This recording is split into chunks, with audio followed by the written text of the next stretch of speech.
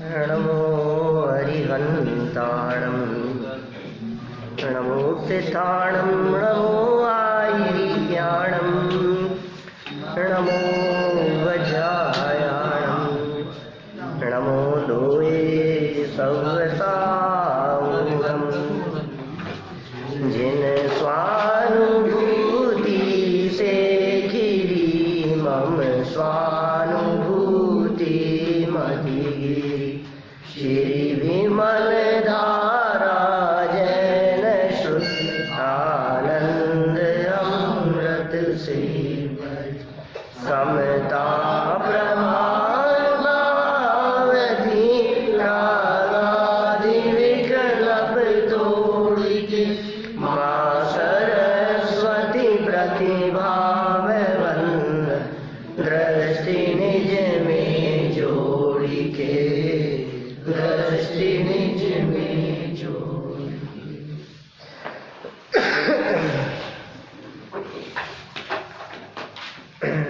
आचार्य कल्प पंडित प्रवट टोडरमल जी द्वारा आत्मानुभूति के रहस्यों को खोलने वाली यह रहस्यपूर्ण चिट्ठी विगत बहुत लंबे समय से चल रही है। यह चिट्ठी बहुत सुंदर है और इस चिट्ठी में यहाँ अपना प्रकरण प्रत्यक्ष और परोक्ष प्रमाण के संदर्भ में चल रहा है।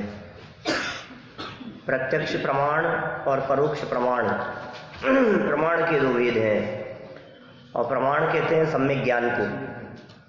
तो ये कहा जा सकता है कि सम्यक ज्ञान के प्रकारों की चर्चा चल रही है।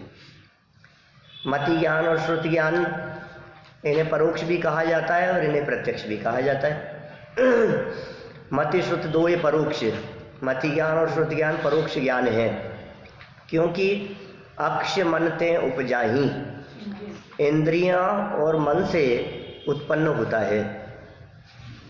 लेकिन इन्हीं ज्ञानों को लोक व्यवहार चलाने की अपेक्षा से प्रत्यक्ष भी कहा जाता है, जिसे साम व्यवहारिक प्रत्यक्ष कहा गया। आंख से देखा, कान से सुना, ये सब क्या है? साम व्यवहारिक प्रत्यक्ष है। फिर यदि इनको प्रत्यक्ष में ले लिया, मान लो एक को पारमार्थिक प्रत्यक्ष कह दिया अवधि बने पर ये केवल ज्ञान को, और मति श्रुत को भी साम व्यवहारिक प्रत्यक्ष में ही शामिल कर लिया, तो प्रश्न खड़ा होता है फिर परोक्ष क्या होगा? परोक्ष भी बताना पड़ेगा ना। तो कहा परोक्ष प्रमाण के 5 वेद हैं: स्मृति, प्रतिविज्ञान, तर्क, अनुमान और आगम। इन 5 की अपनी यहाँ चर्चा चल रही थी। पंडित जी साहब ने स्वयं इन 5 की परिभाषाएं एक एक लाइन में बतलाई।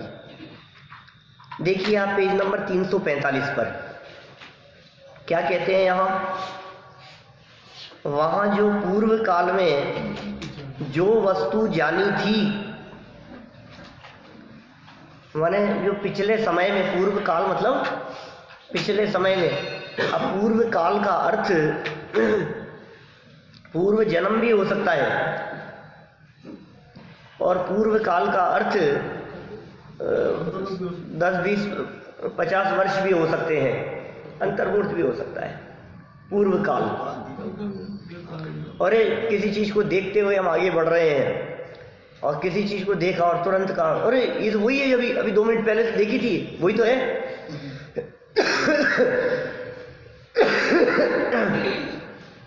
ये पुरानी चीज याद आना स्मृति है और उससे जोड़ करके याद आना ये प्रत्यभिज्ञान है। प्रत्यभिज्ञान जोड़ रूप ज्ञान है। तो पूर्व काल में हमने इस पूर्व काल की कल व्याख्या करते हुए कहा था जाति स्मरण ज्ञान भी पूर्व काल है, तभी पिछला भाव लेंगे। तो जाति स्मरण ज्ञान कौन से प्रमाण में आएगा? जाति स्मरण ज्ञान प्रत्यक्ष है या परोक्ष है? जाति स्मरण ज्ञान साम व्यवहारिक प्रत्यक्ष है या जाति स्मरण ज्ञान पारमार्थिक प्रत्यक्ष है? बोलो। यदि जाति स्मरण ज्ञान को पारमार्थिक प्रत्यक्ष माना जाए तो अवधि और मने पर यह मानना पड़ेगा। सकल प्रत्यक्ष पारमार्थिक माना जावे तो केवल ज्ञान मानना पड़ेगा। सो तो हम जानते हैं, ऐसा तो है नहीं कि केवल ज्ञान तो अनंत भगवान को ही होता है, परमात्मा के ही होता है, और मने पर यह ज्ञान भावलिंगी संतों के ही होता है। और अवधि ज्ञान भूत और भविष्य का भी जानता है, जबकि जाति स्मरण ज्ञान भूत का तो जानता है, भविष्य का नहीं जानता। इससे सिद्ध हो गया कि अवधि मने पर यह और केवल ज्ञान में तो जाति स्मरण ज्ञान है नहीं।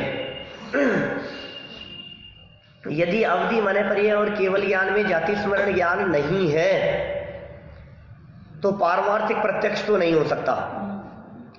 अब बात चलती है साम व्यावहारिक प्रत्यक्ष की।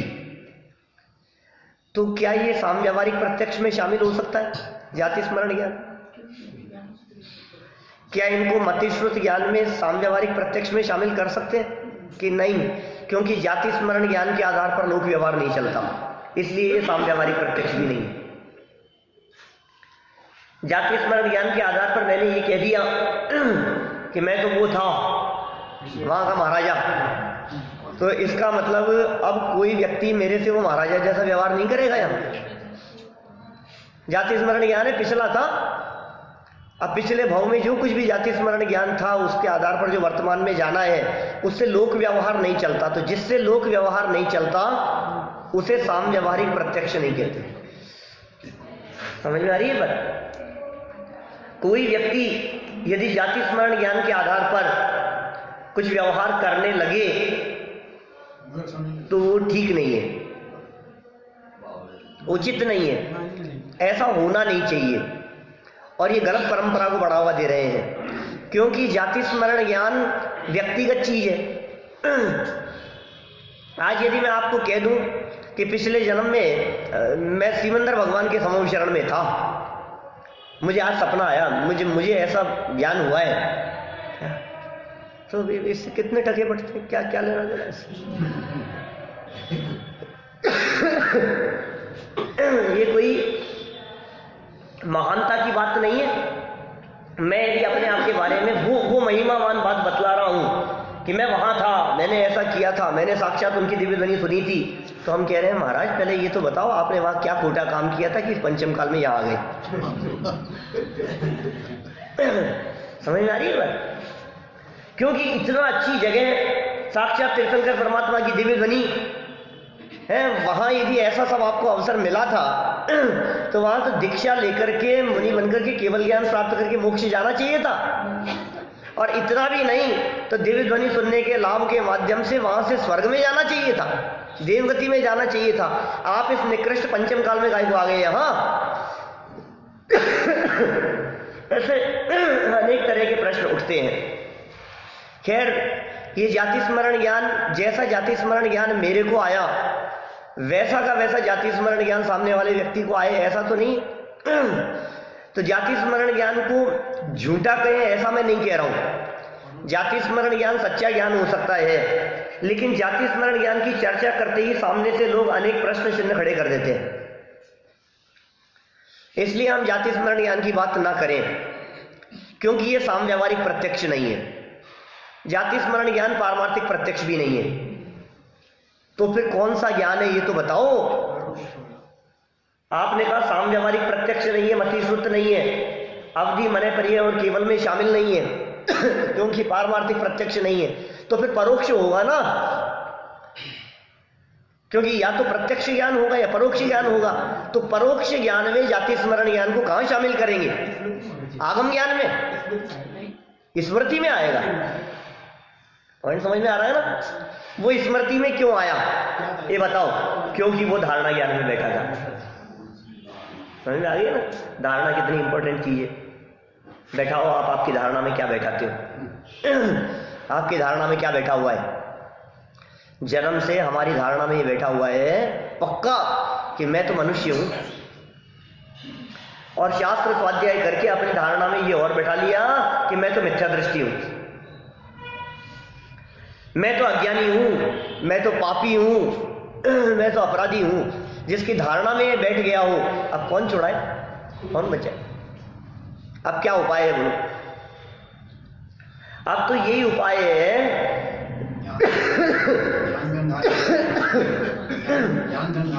कि वेद विज्ञान के माध्यम से, वेद विज्ञान की मूसलधार वर्षे दो उसको, बुझा दो उसको या आग लगा दो उसको। किसको? कि वो को धुने को बुने। एक दुनिया रूही को धुनने वाला, रूही को धुन करके उससे अपना जीवन यापन करता है। अब देखो आप, बंबई की चौपाटी पर उसने टनो मनो रूही का ढेर देखा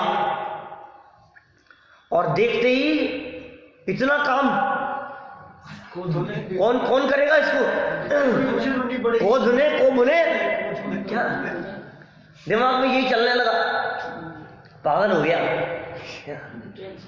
पागल हो गया। एक ही धुन सवार जवान पर, को धुने को बुने, को धुने को बुने। कौन धुनेगा बुनेगा इसको, कौन करेगा? इतना इतना इतना उसने जिंदगी में पहली बार इतना इतना देखा। थोड़ा सा काम लेकर के आता था और 2-4 दिन में निपटा देता था, तो उसने देखा कि ये तो को धुने को बुने। अब क्या करें बोलो? पागल हो गया, पागल खाने भर्ती करा दिया गया। अब क्या इलाज है इसका? इलाज क्या है बताओ? ब्रह्म जनित दुख को दूर करने का उपाय भ्रम दूर करना ही है। डॉक्टरों ने पूछा, अरे बहुत इलाज किए कुछ नहीं हुआ। फिर पूछा ये घटना क्या घटी थी, हुआ क्या था? कि साहब ये दुनिया है क्या? और इसने वहां ये देखा था। बोले इलाज हो सकता है इसका? कि क्या इलाज होगा? क्या कि एक प्रिंट आउट निकाल करके लाओ अखबार का और उसमें दिखाओ कि चौपाटी पर जो रूही का ढेर था उसमें आग लग गई। और जैसे ही वो दिखाया और सारा का सारा जो वजन था माथे पर, तो सब वजन उतर गया, उसका पागलपन ठीक हो गया। तो ये जो पागलपन है, ये पागलपन किस वजह से है? मैं ये करूं, मैं ये करूं, मुझे ये करना है, मुझे वो करना है। कौन करेगा? गृहस्थी संभालो, परिवार संभालो, इसका संभालो, बिजनेस का, इतना झमेले दुनिया भर के, ये कौन कौन करेगा? ये किसके पास में फुर्सत है? साहब काम फंस गया मैं, क्या हो रहा है? तो आचार्य देव ने एक माचिस की तिल्ली लगाई कि परद्रव्य में तेरी रंच मात्र चलती नहीं है, जिसका कार्य जिसमें, आग लगा दे उसको। अब तेरी जो धारणा का विषय है, ये धारणा का विषय इसको बना, धारणा का विषय उसको मत बना। बहुत से लोग कहते हैं, कई बार मिलते हैं लोग ऐसी बातें कहते हैं, अरे पंडित जी मैं भूल नहीं सकता उसके वो शब्द, आज तक मेरी कानों में गूंजते। 20 साल पहले उसने जो बातें कही थी ना, वो ऐसे कि ऐसे आज भी मेरे दिमाग में कानों में गूंजती है वो शब्द। क्या अच्छा, कल तो हमने कहा था कि ये याद करना आप, ये परोक्ष के 5 वेद, तब तो तुम कह रहे थे कि याद नहीं होता। क्या कह रहे थे तुम? याद नहीं होता। और आज क्या कह रहे हो कि मैं भूल नहीं सकता। एक तरफ कहते हो कि मेरे को याद नहीं हो रहे, दूसरी तरफ कहते हो कि मैं भूल नहीं सकता। अरे मूर्ख, वो बातें याद करने लायक नहीं है जिनको तू अपने दिलो दिमाग में लेकर के बैठा है। वे बातें तेरी स्मृति और धारणा का विषय नहीं बननी चाहिए। तू क्यों लेकर के बैठा है उन बातों को? क्यों तेरे दिलो दिमाग में घुमा रहा है उन सब बातों को? ये बातें याद करने योग्य है। ये प्रसंग क्या चल रहा है और तू क्या लेकर के बैठा है? हम कह रहे हैं तू प्रभु है, हम कह रहे हैं तू परमात्मा है आत्मा परमात्मा, परमात्मा ही आत्मा, यह जान करे योगी जन, कोई विकल्प करो नहीं। योगेंद्र देव की गाथा है योग सार की। हे योगियों, ये जान करके कोई विकल्प मत करो, है आत्मा परमात्मा, परमात्मा ही आत्मा। जब इतना कहा तो सामने से शिष्य कहने लगा, आप क्या बात कर रहे हो, संसारी हूँ, चतुर्गति में परिभ्रमण कर रहा हूँ, इतना काल तो मैंने निगोद में भी बिताया था, इतना मैंने चारों गतियों के अंदर परिभ्रमण किया है, मैं दुखी हूँ, मैं गृहस्थ हूँ। चुप रहे, बंद कर, क्या बात लगा रखी है तूने? ये बातें करने लायक नहीं है यहाँ। जुगल जी बाबा जी कहा करते थे, एक सेठ का अभिनंदन समारोह चल रहा है, क्या गले में मालाएं पहनाई जा रही है, अभिनंदन हो रहा है उसका, उसकी प्रशंसा के गीत गाए जा रहे हैं। सैकड़ों हजारों लोगों की भीड़ उमड़ी है, वहां उसकी जय जयकार हो रही है। ऐसी प्रशंसा के काल में यदि कोई व्यक्ति बीच में से चिल्लाता, अरे ये तो वही सेठ है, वो चने बेचता था पहले, बोले ये क्या बात कर रहा है अभी अभी इस प्रसंग में वो बातें करने लायक नहीं है। ये तो क्या प्रसंग चल रहा है, तो क्या बातें कर रहा है, क्या चाय बेचता था, क्या बात कर रहा है, ये बातें करने लायक नहीं है। दरवाजे पे बारात खड़ी हो, क्या दूल्हे की आरती उतारी जा रही हो, और कोई व्यक्ति ये कहे कि इसकी आरती तो उतार रहे हो, एक बार उनको भी तो याद कर लो जो इसके कुल में मरे हैं, जो शहीद हुए हैं उनको भी तो याद कर लो। क्या याद करें, क्या बात कर रहे हो आप, बातें याद करने लायक नहीं है, खोटी बातें याद करने लायक नहीं है। ये दुनिया का उसूल है, ये दुनिया का स्वरूप है इस तरह का। अच्छी बातों को हर व्यक्ति याद रखना चाहता है और अपने साथ हुए अपमान और निंदा को कोई व्यक्ति याद नहीं रखना चाहता। एक ऐसा मूर्ख है जो उन खोटी बातों को याद रखता है। तेरी प्रवृत्ति अच्छी नहीं है जो तू इस प्रकार की बातों को याद रखता है। बताओ मेरे को कौन कौन व्यक्ति ऐसी बातों को याद रखता है कि क्लास में जब स्कूल में पढ़ते थे तो हमारे को ऐसी सजा मिली थी, ऐसा हुआ था, और कोई 5-7 लोग बैठे हुए हों और आपका कोई बचपन का दोस्त वो बात भी करने लगे, बात मत करनी क्यों क्यों क्यों क्या हुआ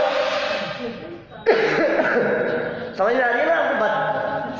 तो तेरे को यदि बात करनी हो तो ये कर कि इसको प्रिंसिपल साहब ने बुला करके बहुत प्रशंसा की थी लोगों के बीच में, तू ये बात कर, तू ये बात मत कर कि इसको मुर्गा बनाया था क्लास में। क्या बोलो, कौन सी बातें याद रखने लायक है? हम यही तो कह रहे हैं, तुम राग द्वेष विकार की बातें क्यों याद करते हो? तूने मुझे ऐसा कहा था, तुमने मुझे ऐसा कहा था, उसने मुझे ऐसा कहा था, मैं वो भूल नहीं सकता हूँ। मैं कैसे भूल सकता हूँ वो बात? कि नहीं भूल सकता तो रोएगा बेटा, भूलेगा तू, क्या करें? तू नहीं भूल सकता तो हम क्या करें? ये जो तेरी स्मृति है ना, ये तेरी स्मृति भटकाएगी तेरे को, चतुर्गति में परिभ्रमण कराएगी। कैसी स्मृति होनी चाहिए? स्मृति का विषय क्या होना चाहिए? ये पंच परमेश्वरियों का बताया हुआ मार्ग, ये स्मृति में चलना चाहिए। आचार्यों के द्वारा कही गई गाथाएं, ये आपकी स्मृति का विषय होना चाहिए। भक्तामृत स्तोत्र के श्लोक, तत्वार सूत्र के सूत्र, शेरवाला की पंक्तियां, आचार्य कुंद देव की गाथाएं, ये आपकी स्मृति का विषय होना चाहिए। बार बार में आपकी स्मृति में यही बातें चलनी चाहिए। ये स्मृति का विषय कब बनेगी? जब धारणा में जाएगी। और धारणा में कब जाएगी? जब बार बार इनका घूलन चलेगा। चलाओ इनको, घुमाओ इनको अपने उपयोग को। दिन रात शुभाशुभ भावों से मेरा व्यापार चला करता।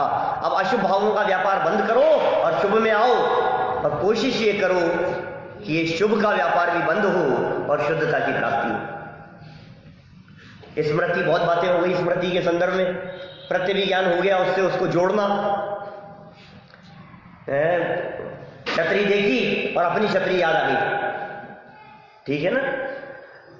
बाइक लाए थे और चल दिए, सामने वाले को हेलमेट लगाए देखा और अपना हेलमेट याद आ गया, मैं तो वही भूल गया। दूसरे के हाथ में थैला देखा और अपना थैला याद आ गया। दूसरे को मोबाइल पे बात करते हुए देखा और मेरा मोबाइल कहाँ है? ये सब क्या है? जोड़ रूप ज्ञान। ये सब क्या कहलाता है? प्रत्यभिज्ञान। देखो जरा क्या कहते हैं। पूर्व काल में, ये पूर्व काल में वर्तमान जीवन भी आ गया और पूर्व काल में जाति स्मरण ज्ञान के माध्यम से भूतकाल भी आ गया। जो वस्तु जानी थी उसे याद करके जानना, याद करके जानना। खोटी बातें याद ही नहीं आनी चाहिए। पीछे अपन ने समाधि मरण का जब स्वरूप पढ़ा था तो उसमें बहुत विस्तार से, उसकी भी बहुत विस्तार से चर्चा की थी अपन ने। मार्मिक चर्चा थी समाधि मरण की भी। गुमानी राम जी द्वारा लिखा गया समाधि मरण का स्वरूप। भोगे जो भोग पहले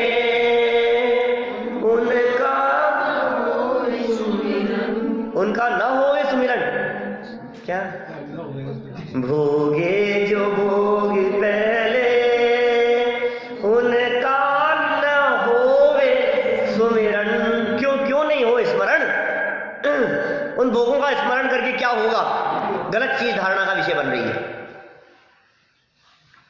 अपने द्वारा की गई कषाएं, दूसरे के द्वारा की गई कषाएं, दूसरे के द्वारा दिया गया दंड, दूसरे के द्वारा अपमान में कहे गए शब्द, दूसरे के द्वारा की गई हमारी निंदा आलोचना, ये कषायों के भाव। अरे तुम कषायों को संभाल करके संजो करके रखोगे तो फिर भविष्य में वो कषाएं ही तो निकलेंगी।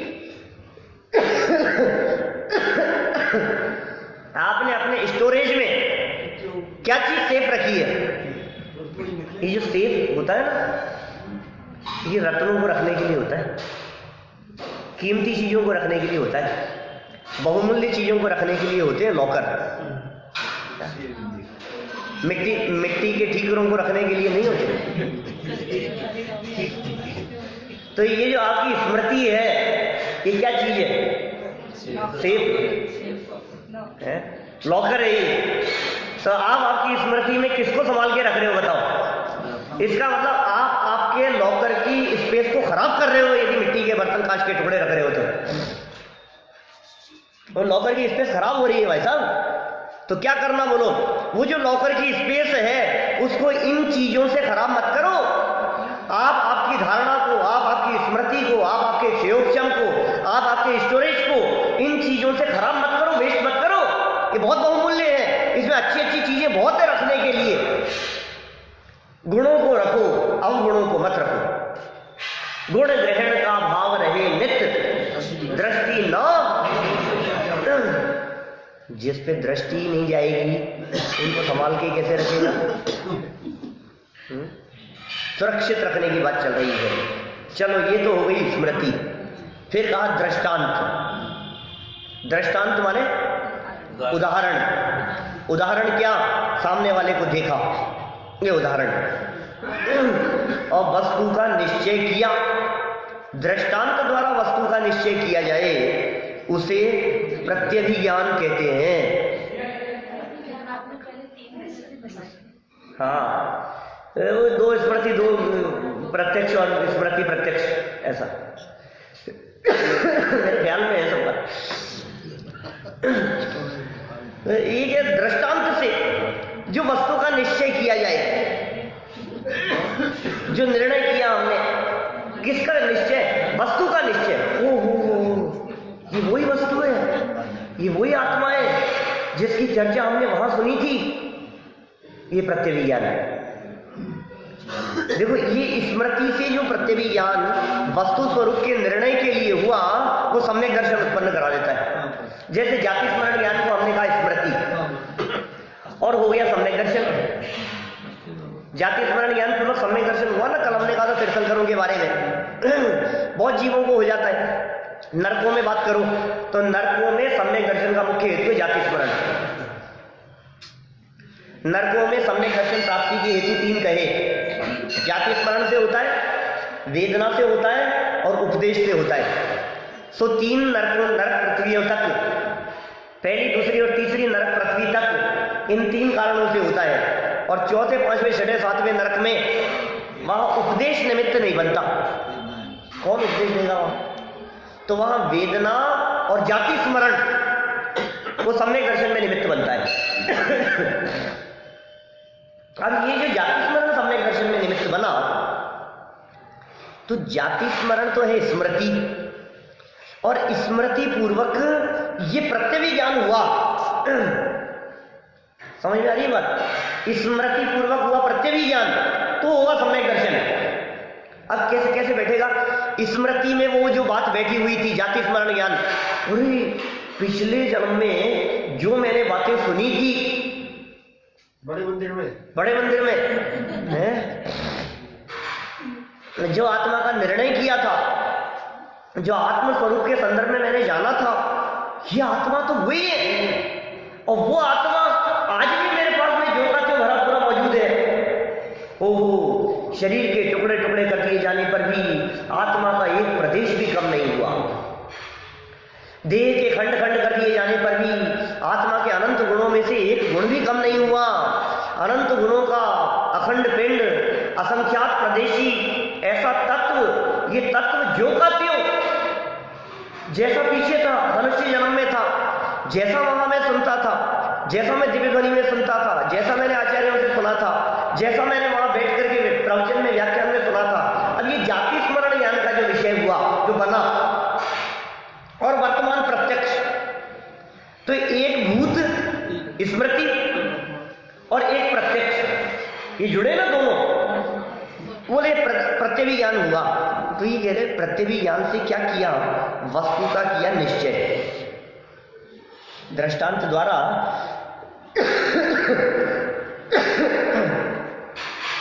वस्तु का निश्चय किया जाए, उसे प्रत्यभिज्ञान कहते हैं। मैं समझता हूं दोनों समझ में आ गए होंगे, स्मृति और प्रत्यभिज्ञान का क्या स्वरूप है। अब कह रहे हैं तर्क, तर्क किसे कहें, तीसरे नंबर पर क्या आया, तर्क। तो कहा हेतु के विचार युक्त जो ज्ञान, उसे तर्क कहते हैं। व्युत्पत्तिकारों ने न्याय शास्त्रों में तर्क के संदर्भ में कहा है व्याप्ति ज्ञानम ऊह,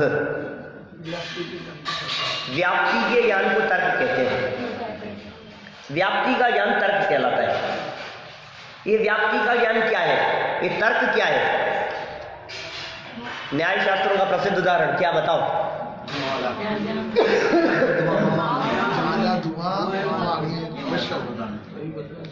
जहां जहां धूम्र, यत्र यत्र धूमे तत्र तत्र वन्नी, जहां जहां धुआं है वहां वहां अग्नि नियम से, और जहां अग्नि नहीं है वहां धुआं भी नहीं है।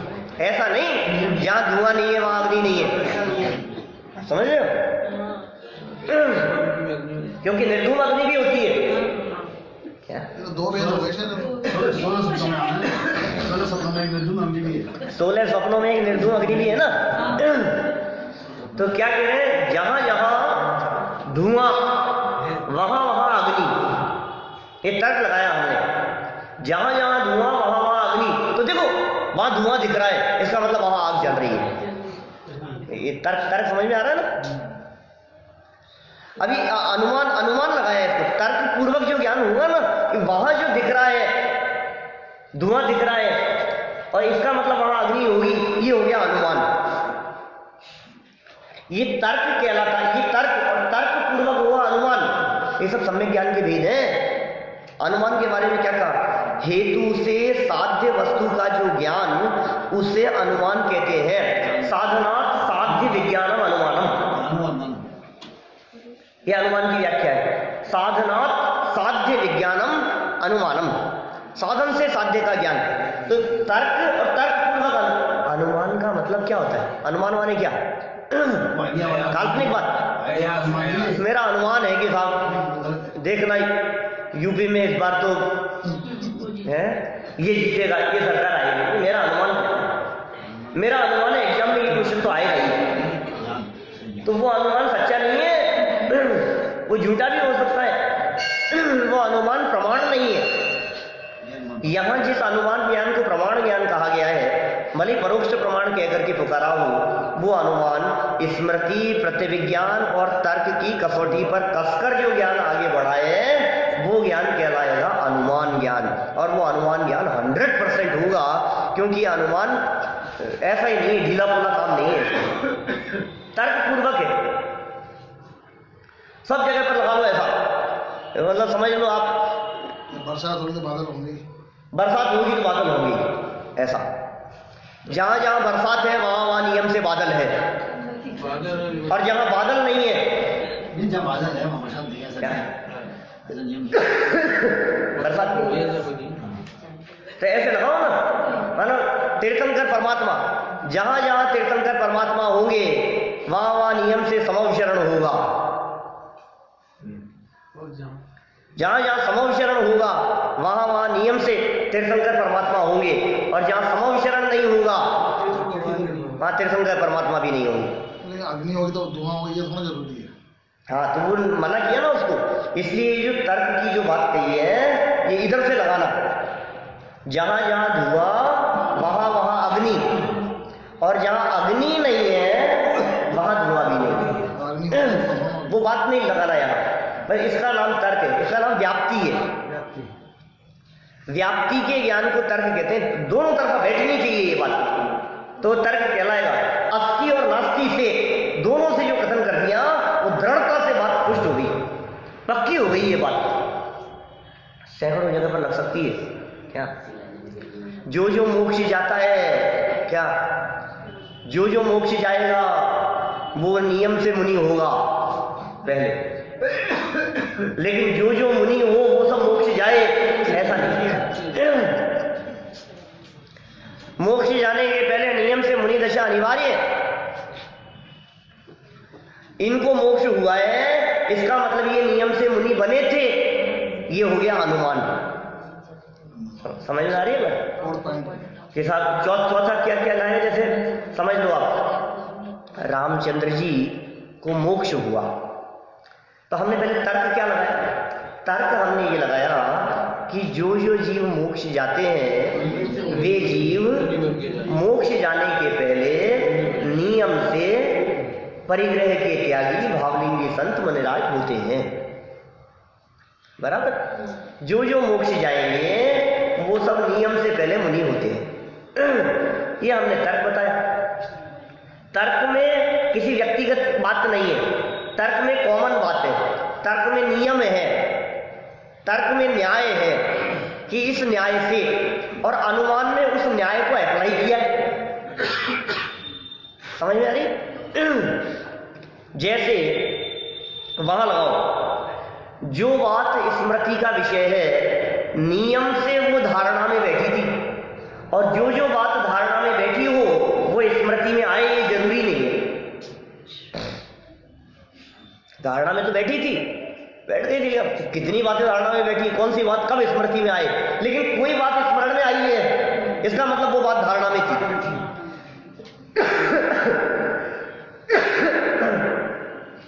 अब इसको उदाहरण पे अप्लाई करो। उदाहरण पे अप्लाई कैसे करें? जैसे मान लो ये प्रसंग चल रहा था, तो इस प्रसंग में आपने कोई गाथा सामने से सुनाई, तो हमने क्या कहा कि ये जो गाथा इन्होंने सुनाई है ये नियम से इनकी स्मृति में थी और धारणा ज्ञान में बनी हुई थी, क्योंकि धारणा के बिना स्मृति में नहीं आती। समझ में आ रही बात? जैसे हमने मुनि बनने की बात कही, मोक्ष जाने के पहले नियम से मुनि बना होगा, ये बात कही हमने। अब इस पर लगाया हमने रामचंद्र जी पर, साहब रामचंद्र जी भी मोक्ष गए हैं। अच्छा, रामचंद्र जी भी मोक्ष गए हैं, हाँ जय हो राजा राम की। अरे नहीं, जो जो मोक्ष जाते हैं वो सब नियम से पहले मुनि होते हैं। इसका मतलब यदि रामचंद्र जी मोक्ष गए हैं तो वे नियम से मुनि होकर के ही मोक्ष गए होंगे, क्योंकि जो भी मोक्ष जाते हैं वे सब मुनि होकर के ही मोक्ष जाते हैं। ये अनुमान है हमारा। ये साहब हमने तो मुनि रामचंद्र जी की प्रतिमा कहीं नहीं देखी, हमने तो मुनि रामचंद्र जी के बारे में कहीं नहीं देखा पढ़ा सुना, उनकी कहीं ऐसी मुनि रामचंद्र जी की फोटो कहीं नहीं देखी होगी, कोई बात नहीं, लेकिन तर्क पूर्वक अनुमान क्या कह रहा है, समझ में आ गई ना बात? तर्क लगाया पहले और उस तर्क को यहां घटित किया तो बात समझ में आ गई। तो क्या कहा इन्होंने, देखो, हेतु से साध्य वस्तु का जो ज्ञान उसे अनुमान कहते हैं। पहला तो हेतु, हेतु क्या चीज है? हेतु का तर्क को, कारण कारण, और उससे साध्य वस्तु का ज्ञान। साध्य क्या चीज है? जिसकी प्राप्ति करनी है वो साध्य है, जिसका निर्णय करना है वो साध्य है, जिसके बारे में आपको फैसला सुनाना है वो साध्य है, और उसके लिए हेतु है। पिछली बात तो हेतु से साध्य वस्तु का जो ज्ञान उसे अनुमान कहते हैं। व्याप्ति ज्ञानम ऊह मतलब तर्क, और साधनात् साध्य विज्ञानम अनुमानम, साधन से साध्य का ज्ञान अनुमान है।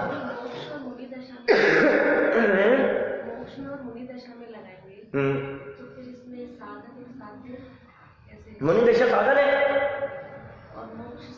मोक्ष साध्य है। देखो ये जो साधन लगाया ना, साधन का मतलब हेतु, और हेतु माने वो तर्क लगाना कि मोक्ष जाने के पहले नियम से मुनि बनते हैं, ये साधन। ये जो तर्क कहा उस तर्क को कहते हैं साधन। यहां जो साधन शब्द का प्रयोग किया गया है, ये साधन माने क्या है? हेतु। साधन क्या चीज है? साधन मतलब जिससे किसी बात का निर्णय किया जाए। इंस्ट्रूमेंट। तो किससे निर्णय किया आपने? ये हेतु से निर्णय किया। और हेतु क्या है? बोले वो तर्क से निर्णय किया हमने। नहीं, उल्टा क्यों? मोक्ष जाने वाले नियम से मुनि होते हैं। जिन जिन को मोक्ष हुआ है वे नियम से पहले मुनि होंगे। अरे 6 खंड का अधिपति भी क्यों न हो जाए? अरे जिस बिना नहीं जिन राज सीजिए तू रुलियो जग कीच में। अरे जिस संयम को अंगीकार किए बिना साक्षात तीर्थंकर जैसे जिनका गर्भ कल्याणक बनाया गया, जिनका जन्म कल्याणक बनाया गया, जिनके 1008 कलशों से अभिषेक हुआ, वे भी यदि मुक्ति की प्राप्ति करनी थी उनको तो नियम से मुनि बने ही होंगे। ऐसा नहीं हो सकता। शांतिनाथ स्वामी भी 6 खंड में उनकी चलती थी। अरे उनको तो कंसेशन हो जाता थोड़ा सा, उनको क्या जरूरत थी मुनि बनने की? अरे नहीं भाई, ऐसा नहीं। कहाँ 6 खंड में चलती है? सबकी अपने अपने में ही चलती है, बाहर में किसी की नहीं चलती है। हमने नहीं कहा था एक दिन 6 खंड में जिनकी चलती थी है, अपने बेटे पर उसकी नीचे भरत जी की। ऐसा ही स्वरूप है। देखो 4 हो गई, स्मृति, प्रतिविज्ञान, तर्क, अनुमान। आगम से जो ज्ञान हो उसे आगम कहते हैं। ये आगम ज्ञान भी परोक्ष ज्ञान है। आगम, गम धातु जो है जानने के अर्थ में, और आगम जो चला आया है, जो परंपरा से चला आया है, उसे हम क्या कहते हैं? आगम। आगम में सुनने की मुख्यता है, आगम में परंपरा की मुख्यता है। आप्त वचनम आगम, आप्त के वचन को आगम कहते हैं। तीर्थंकर परमात्माओं की वाणी को आगम कहते हैं। साक्षात अनंत परमात्मा की वाणी को आगम कहते हैं। ये सब परोक्ष ज्ञानों की चर्चा चल रही है। अभी ये मति श्रुत की भेद बतलाए नहीं है, मति श्रुत की 5 परोक्ष भेद बतलाए, स्मृति, प्रतिविज्ञान, तर्क, अनुमान और आगम। तो गुण स्थानों की चर्चा, मारणा स्थानों की चर्चा, कर्म प्रकृतियों की चर्चा, ये सब चर्चाएं आगम से आई हैं। 3 लोक की चर्चा, अकृत्रिम चैतन्यों की बातें हैं, 2.5 दीप, नंदीश्वर दीप की चर्चाएं, ये सब बातें किसका विषय है? आगम ज्ञान का विषय, शुद्ध ज्ञान का विषय, आगम का विषय। आगम में पढ़ा हमने, नंदीश्वर में 52 चैतन्य, वहाँ इतना 16 स्वर्ग है, 7 नरक है, इतनी नरक पृथ्वियाँ हैं, 84 लाख उनके बिल कहे हैं जो नरक कहे हैं। ऐसा सारा 16 स्वर्ग, फिर 9 ग्रह, फिर 9 देश, 5 अनुत्तर, ये जो बातें कही गई है सब सुनकर की तो कही है, परंपरा से आई है ना। इसलिए मैं कभी आगम और अध्यात्म में भेद करता हूँ। तो ये मैं कहता हूँ सुनी हुई बात परंपरा से चली आई हुई वो है आगम, और जो अनुभव की बातें हैं वो है अध्यात्म।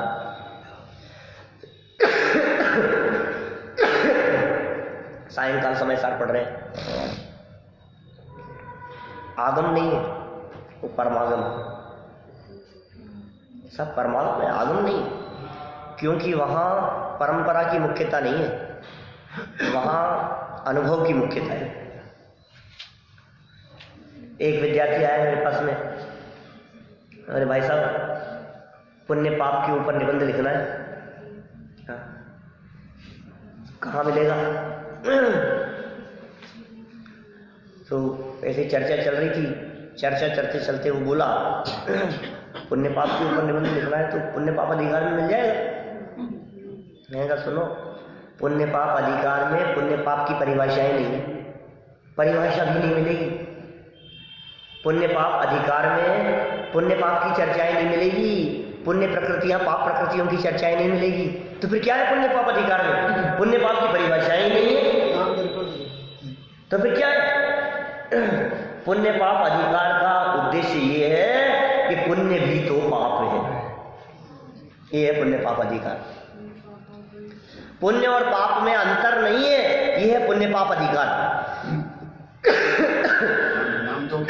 मेरे ख्याल से 19 गाथाएं हैं पुण्य पाप अधिकार में, और मूल प्रयोजन क्या है? जैसे आश्रम अधिकार ले लो, आश्रम अधिकार समय सार का क्या बताया आश्रम अधिकार में? आश्रमों की चर्चा, आश्रम कैसे होता है, आश्रम के कितने भेद है, मिथ्या प्रमाण कषाय युग, कि सुनो ये सारी चर्चाएं आगम की हो सकती है, मिथ्यात्व, अविरति, प्रमाद, कषाय, योग, उनके भेद प्रभेद, किसके कितने वेद, किसका क्या स्वरूप, ये सब आगम की बातें हो सकती है। लेकिन आचार्य कुंद आगम नहीं परमागम लिख रहे थे। इसलिए क्या लिखा, ज्ञानी जीव के आश्रम नहीं होता, ज्ञानी आश्रमों से रहित है, ये मूल प्रतिपाद्य है। वहां ज्ञानी के आश्रम नहीं होता। बस जब बातें करते हो यार, कैसी बातें कर रहे हो, कोई भी अधिकार उठा करके देख लो, उस अधिकार में आगम की चर्चाएं नहीं, परमागम की मुख्यता से बात होगी। मैं ये नहीं कहना चाहता कि ग्रंथादि समय सार आगम नहीं है।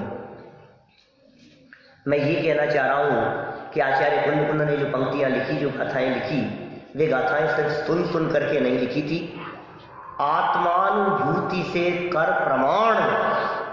बस अनुभव प्रमाण की बात है कि जैसा पाप आकुलता उत्पन्न करने वाला दिखता है, ऐसा पुण्य भी आकुलता उत्पन्न करने वाला दिखता है। ये है मूल बात। दोनों बंद के खाते में, दोहू माई दौड़ धूप, दोहू घर में बंद रूप, याते ज्ञाने वर्त नहीं को अभिला क्यों है। दोनों में दौड़ धूप। चांडालिनी के पुत्र कहकर के पुकारा। मुझे खैर पुण्य पाप के संदर्भ में विस्तार में नहीं जाना, मैं तो आगम और अध्यात्म की बात करना चाह रहा हूं यहां आपके सामने। अपनी चर्चा का विषय आगम। आगम से जो ज्ञान हो, गुरु परंपरा से जो ज्ञान हो, पूर्वाचार्यों से जो परंपरा से चली आई हुई जो बात हो। टोडरमल जी ने पहले प्रारंभ में प्रकरण उठाया भी कि साहब ये जो परंपरा की बात कर रहे हो, बीच में किसी ने कोई बातें मिला दी तो चिंता मत करो, आगे चलने वाले चलने नहीं देंगे उन बातों को। आगे आने वाले विद्वान ज्ञानी धर्मात्मा उनको चलने नहीं देंगे। ये आप कैसे पहचानेंगे? 500 साल पहले लिखी है, 800 साल पहले लिखी है ये बात कि सुनो, सच्चे और झूठे मोतियों की झलक नहीं मिलती। झलक से समझ में आता है ये अहिंसा धर्म है, इस अहिंसा धर्म में हिंसा को कोई स्थान नहीं हो सकता है। हमारा धर्म अहिंसा है, अहिंसा परमो धर्म है। जनागम की पंक्ति नहीं है, महाभारत की पंक्ति। अहिंसा परमो धर्म है, परम धर्म है। कैसी अहिंसा और कैसा अहिंसा का स्वरूप, तो थोड़ी बहुत भी हिंसा बर्दाश्त होगी हमारे यहाँ नहीं। आगम केवलियों की वाणी। आप देखिए, जब आप आगम को पढ़ते हैं, जब आप शास्त्रों को पढ़ते हैं, तो एक बात हमेशा ध्यान रखना, ये बात लेखक की नहीं है, ये बात विद्वान की नहीं है। जब आप यहाँ बैठकर रहस्यपूर्ण चिट्ठी पढ़ रहे हैं, तो ये बात संजीव गोदा की नहीं है, ये बात टोडरमल जी की तो होगी कि नहीं, टोडरमल जी की भी नहीं है। तो किसकी बातें हैं ये बात आगम की बातें हैं। आगम की बातें हैं का मतलब केवली भगवान की बात है। आगम की बात मतलब तीर्थंकरों की बात है। प्रश्न चिन्ह खड़ा मत करना, ऑब्जेक्शन मत करना। ये आगम है, ये स्वरूप समझना आप। साक्षात तीर्थंकर परमात्मा की वाणी, उसी परंपरा से। कौन सी?